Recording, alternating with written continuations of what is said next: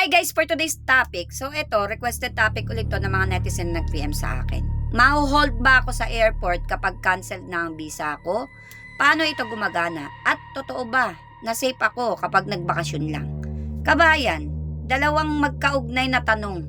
Ito kaya gusto kong linawin agad sa simula pa lang. Hindi ito tama na safe ka lang kapag bakasyon lang, okay? At ipapaliwanag ko kung bakit sa video na ito. Alamin natin kung paano talaga gumagana ang travel ban sa airport o airport hold sa UAE. Una, paano ba talaga gumagana ang travel ban mechanism?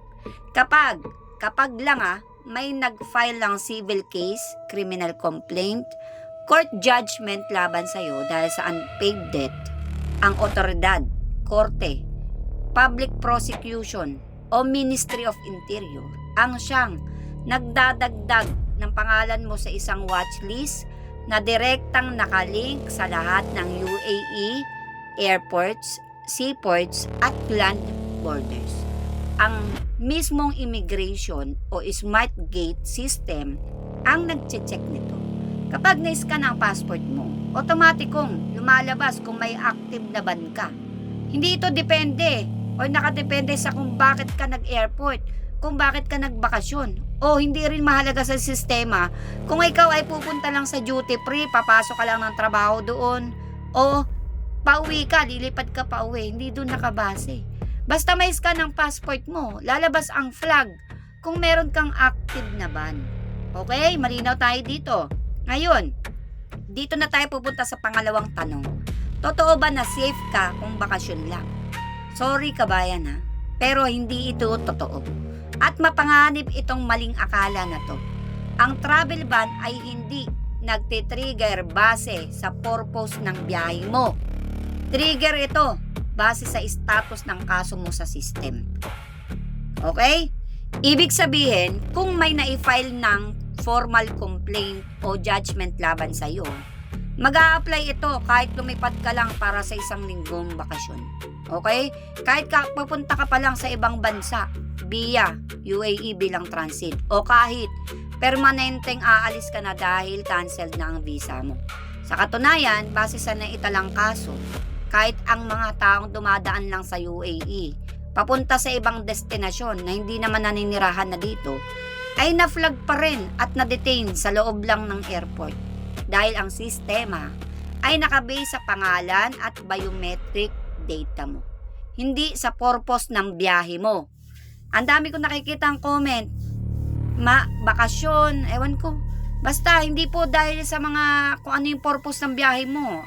Depende po ito kung meron sa system na naka-file na civil case laban sa'yo.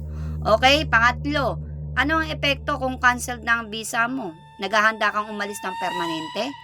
Importante mong malaman, ang pag-cancel ng visa mo ay hiwalay sa proseso sa travel ban. Pwede mong makancel ang visa mo ng maayos, pero kung meron kang active na court case o judgment na nakalink sa pangalan mo, hindi ito automatikang nawawala kasabay ng pag-cancel ng visa mo. Sa katunayan, base sa mga legal advisory tungkol sa mga taong umalis ng permanente sa UAE, kung umalis ka ng may nakabinbing utang na hindi pa nasettle, maaari ka pa rin mablock sa exit, okay? O kahit makaalis ka man, pwede ka pa rin magkaroon ng problema sa hinaharap kung babalik ka sa UAE kahit ilang taon na ang lumipas at kahit iba na ang layout ng biyahe mo, bagong pasaporte, transit lang at iba pa. Dahil ang biometric data mo, mukha at fingerprints ay pareho pa rin. So, madetect pa rin yan, okay? Kung may civil case lang ito Pangapat, mahalagang malaman din na hindi lahat ng ban ay parehas. May tatlong klase tayong dapat malaman. Una, ang travel ban mismo na hinihinto ka bago ka makaalis. Pangalawa, ang absconding report na kadalasang employment related at humaharang sa pagre-enter mo sa hinaharap, hindi sa pag-alis. At pangatlo, ang unpaid overstay fines na naka-flag din sa parehong smart gate system nila.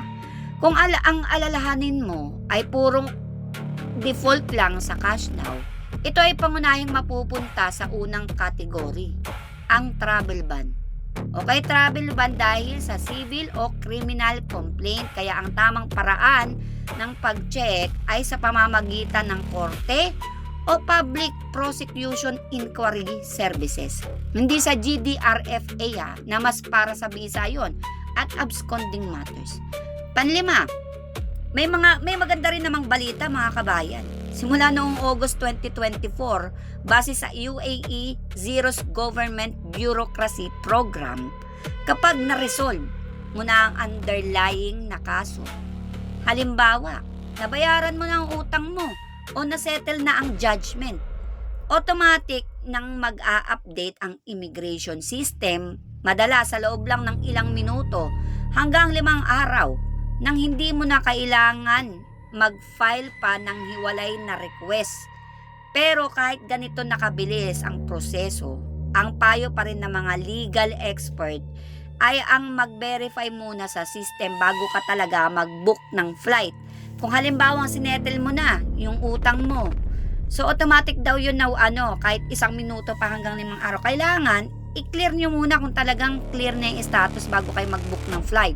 Kasi mamaya maharang kayo sa immigration or sa airport. Kahit pa nabayaran mo na o may verbal confirmation ka pa mula sa lender, dahil minsan may delay pa rin sa pag-update depende sa dami ng authorities na kasangkot sa kaso mo. So sa madaling salita kabayan, walang shortcut o loophole kung vacation lang ang purpose mo. Ang sistema ng UAE Immigration ay hindi tumitingin sa dahilan ng biyahe mo, kundi tumitingin ito sa status ng pangalan mo sa watchlist. Kaya kung may active kang unpaid debt na potensyal nang na-refer sa legal action, mas mainam mo munang i-verify ang status mo bago ka mag-book ng flight, kahit pa bakasyon lang ang balak mo, okay? Dahil kung meron kang existing ban, maharang ka pa rin kahit ano pa ang dahilan ng biyahe mo.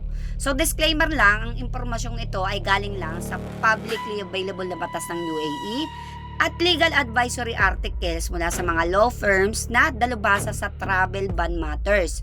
So hindi ito legal advice kasi marami tayong bashers dyan. Ang bawat kaso ay iba-iba, depende sa specific na sitwasyon mo. Kaya para sa tumpak na assessment, konsulta kayo or kumonsulta kayo sa mga licensed na abogado.